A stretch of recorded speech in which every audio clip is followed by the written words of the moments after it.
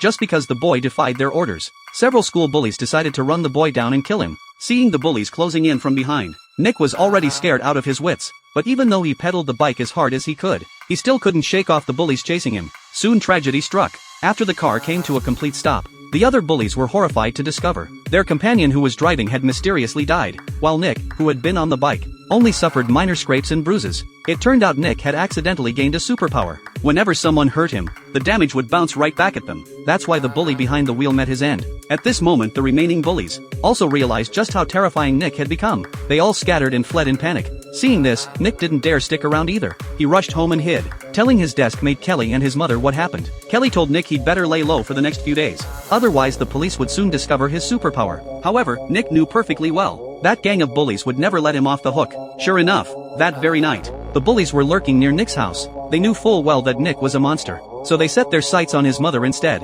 Realizing that Nick had depended on his mother since childhood, they decided to make Nick an orphan. So after Nick drove out, they secretly tied chains to Nick's house. The other end of the chains was attached to a pickup truck. Meanwhile, his mother was still sleeping inside, completely unaware that danger was approaching. As the bullies floored the gas pedal, the house immediately began swaying back and forth. Even worse, the gas line got accidentally torn. Seeing this, his mother tried to open the door and escape, but the bullies had already locked the front door. By the time Nick rushed back, it was too late. His mother had already been burned to nothing but bones. Watching his only family member die like this, Nick was overcome with grief. From that moment on, he completely turned to the dark side. Burning with rage, he swore he would find those bullies and get revenge for his mother's wrongful death. Soon he spotted the bullies. Then, he followed them to a riverside. Seeing them all strip down and go swimming, Nick quickly ran out, grabbed their clothes and started eating them.